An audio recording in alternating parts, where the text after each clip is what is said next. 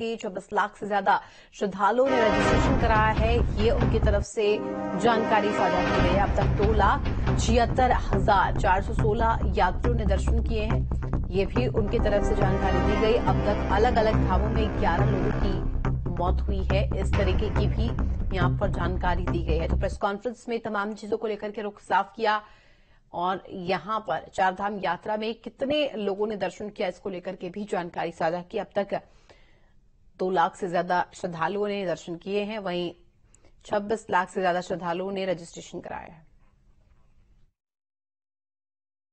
बद्रीनाथ धाम जी का कपाट 12 मई को खुला। टोटल रजिस्ट्रेशन 14/5/2024 यानी कल तक 26,73,519 यात्रियों ने अपना ऑनलाइन रजिस्ट्रेशन करा लिया है। अगर हम धाम वाइज देखें तो यमुनोत्री में 4,21,366 यात्रियों का ऑनलाइन रजिस्ट्रेशन हुआ है। 4,21,366। यमुनोत्री में 4,78,576। बद्रीनाथ जी में 9,07,007। केदारनाथ जी में 8,13,558 और हेमकुंड साहब में 59,312। हेमकुंड साहब के कपाट आगे खुलेंगे भी। टोटल 26,73,519 रजिस्ट्रेशन हुए हैं।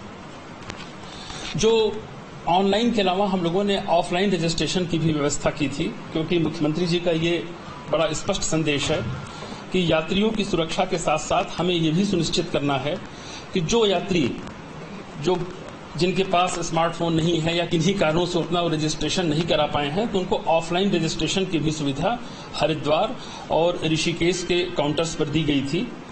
और ये रजिस्ट्रेशन 8 तारीख से प्रारंभ हुआ था और 14 तारीख तक कुल मिलाकर ऋषिकेश में 76,120 और हरिद्वार में 66,251, कुल मिलाकर 1,42,641 हमारे ऑफलाइन भी रजिस्ट्रेशन हो गए हैं। व्यक्तिगत रूप से ऋषिकेश के यात्रा ऑफिस में जाकर मैंने देखा है, डॉक्टरों को एक टीम बाहर बैठी है, वो उनका हेल्थ चेकअप करती है। अगर उसको लगता है कि मैटर इज सीरियस, अंदर रिफर करती है, वहां पर उसका बीपी, हार्ट, ये सारी चीजें चेक होती हैं। 5 अच्छे यात्रियों को अब ये नहीं पता कि उनमें से डेथ हुई है कि नहीं हुई है, उनको कहा गया कि आप यात्रा करने के लिए सक्षम नहीं हैं, आप न जाएं। देखिए, वर्ष 2024 की चारधाम यात्रा 10 मई को शुरू हुई थी, जब 3 धामों के कपाट खुले थे और जिसमें गंगोत्री, यमुनोत्री और केदारनाथ धाम थे। और 12 मई को बद्रीनाथ जी धाम के कपाट खोले गए और सिर्फ 4 दिनों की यात्रा में ये ऑलरेडी ये आंकड़ा 2 लाख से अधिक क्रॉस कर चुका है श्रद्धालुओं का।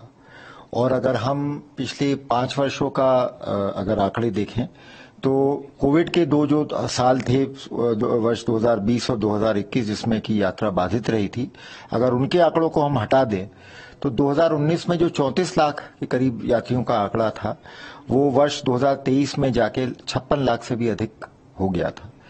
तो कुल 5 वर्ष में आप देख सकते हैं लगभग ऑलमोस्ट 70-80% की हमारे श्रद्धालुओं में वृद्धि हुई थी। और अगर यही ट्रेंड जारी रहा तो 2019 के मुकाबले इस साल हो सकता है कि ये आंकड़ा 70-75 लाख तक पहुंच जाए। और चलिए अब आपको 3 तस्वीरें दिखाते हैं चारधाम यात्रा को लेकर के। 3 तस्वीरें आपकी स्क्रीन पर, जहां चारधाम यात्रा में भक्तों का सैलाब उमड़ रहा है। बद्रीनाथ में वीआईपी दर्शन व्यवस्था खत्म कर दी गई है। लगातार पंजीकरण का आंकड़ा बढ़ता जा रहा है। लोग लंबी लंबी लाइनों में लगकर रजिस्ट्रेशन करा रहे हैं। तो ये 3 तस्वीर बेहद अहम चारधाम यात्रा को लेकर के।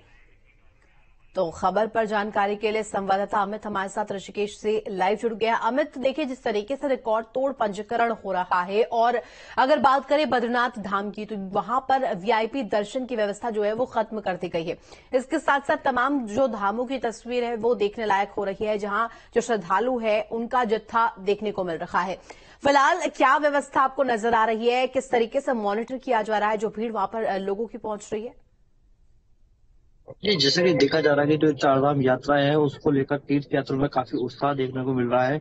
वहीं बात करें अगर प्रशासन की, तो प्रशासन के लिए एक चुनौती हर साल जब यात्रा शुरू होती है, जो शुरुआती दौर होता है उसमें प्रशासन के लिए एक चुनौती बन जाती है व्यवस्थाओं को जो एक मुकम्मल करना, क्योंकि जो तीर्थ यात्री है वो बड़ी संख्या में एकदम से यहाँ पर पहुंचता है उत्तराखंड, और तीर्थ यात्री चार धामों के दर्शन के लिए काफी उत्सुक रहता है। लेकिन प्रशासन के लिए कहीं ना कहीं चुनौती इसलिए बन जाता है कि व्यवस्थाएं जो सीमित रहती है, और जो तीर्थयात्री है वो उससे ज्यादा संख्या में यहाँ पर पहुंच जाता है, क्योंकि हर तीर्थयात्री सोचता है सबसे पहले मैं दर्शन करके यहाँ चार धाम यात्रा का दर्शन करके वापस लौटूं।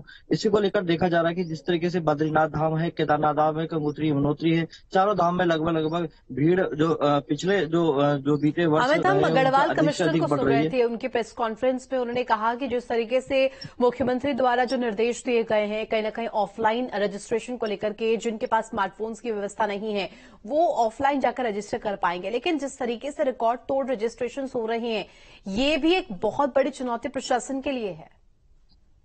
जी, जैसे कि अभी इन्होंने कमिश्नर ने बताया है कि जो ऑनलाइन रजिस्ट्रेशन काफी बड़ी संख्या में हो चुके हैं, रिकॉर्ड तोड़ रजिस्ट्रेशन हो चुके हैं, और जो लोग मोबाइल यूज नहीं करते, जो देहात से आते हैं, काफी वैसे राज्यों से आते हैं, जो बुजुर्ग लोग होते हैं वो ऑनलाइन जो मोबाइल नहीं यूज कर सकते हैं, वो ऑफलाइन उनके लिए पंजीकरण की सुविधाएं रहती है ऋषिकेश हरिद्वार में। लेकिन ऋषिकेश हरिद्वार के जो पंजीकरण काउंटर है फिलहाल 2 दिन के लिए बंद किए गए हैं, क्योंकि वहां पर जो चार धामों में है अत्यधिक भीड़ हो गई है तीर्थयात्रियों की, उसको उनको दर्शन करा के वापस लौटा के। लेकिन जिस तरीके से व्यवस्थाओं का आप जिक्र कर रहे हैं, जिस तरीके से जो जत्था पहुंच रहा है श्रद्धालुओं का, अमित, ये कहीं ना कहीं जिस तरीके से हालात बिगड़ रहे थे, बीच में ऐसे देखने को मिली स्थिति कि कहीं ना कहीं पैर रखने तक की जगह यात्रा मार्ग पर नहीं थी, ये भी एक बहुत बड़ी चुनौती है। इसको किस तरीके से मॉनिटर किया जाए? ये शासन प्रशासन पूरे प्लान बी पे अब काम कर रहा है। प्लान ए पे जब शुरुआती दौर पे प्रशासन शासन लगा हुआ था तैयारियों में, तो देखा गया कि जो तीर्थ यात्रियों की जो संख्या है वो उसमें बढ़ोतरी देखने को मिली, और जो व्यवस्था है वो कहीं ना कहीं चरमरा रही थी। इस पे शासन प्रशासन ने अब प्लान बी पे काम करना शुरू कर दिया है। जो उत्तरकाशी, चमोली और टिहरी है, वहाँ पर कई जो जगह है उन पर अलग अलग ठहराव पड़ाव बनाए गए हैं, ताकि जब अगर भीड़ चार धामों में देखी जाएगी तो जो तीर्थ यात्री है जो ऋषिकेश से होते हुए चार धाम, चलिए ठीक है, यानी कि जिस तरीके से रजिस्ट्रेशन हो रहे हैं, और ये अभी भी उम्मीद जताई जा रही है कि प्रशासन लगातार अपनी व्यवस्थाओं को और अधिक धार दे रहा है, और जो व्यवस्थाएं हैं लोगों को, श्रद्धालुओं को मॉनिटर करने के लिए, ये कहीं ना कहीं जो है वो आगे भी देखने को मिलेगी। बहुत शुक्रिया तमाम जानकारी के लिए आपका, अमित। चारधाम यात्रा को लेकर के लोगों में काफी उत्साह है। वहीं विकास नगर के बस अड्डे पर यात्रियों के लिए यात्री शेड की व्यवस्था की गई है। आईजी गढ़वाल और डीएम सोनिका सिंह ने यहां का निरीक्षण किया। वहीं इस दौरान कुछ यात्रियों में आपस में झड़प भी हुई।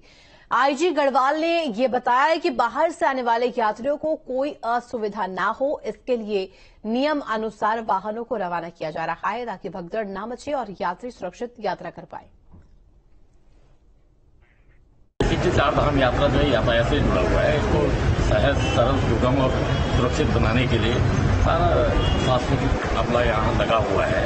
इसलिए कि क्योंकि धाम में बहुत ज़्यादा जाम की स्थिति लगी हुई है, इसलिए हम लोग जो है हर जगह रोक रोक के यात्रियों को आगे भेज रहे हैं, ताकि वो सरलता से अपना दर्शन कर सकें। सीएम धामी के निर्देश के बाद सचिव आर मीनाक्षी सुंदरम ने उत्तरकाशी में यमुनोत्री और गंगोत्री धाम की यात्रा व्यवस्थाओं को लेकर के समीक्षा बैठक की। इस दौरान उन्होंने पुलिस प्रशासन को निर्देश दिए कि बिना पंजीकरण धामों की यात्रा करने वालों पर सख्ती से निपटा जाए और उनके ऊपर सख्ती से कार्रवाई की जाए। सीधा ट्रैकिंग बैरियर से ही उन्हें वापस भेज दिया जाए। इसके लिए बैरियर्स पर सख्ती से चेकिंग की जाए। उन्होंने यमुनोत्री धाम में बिना पंजीकरण के यहां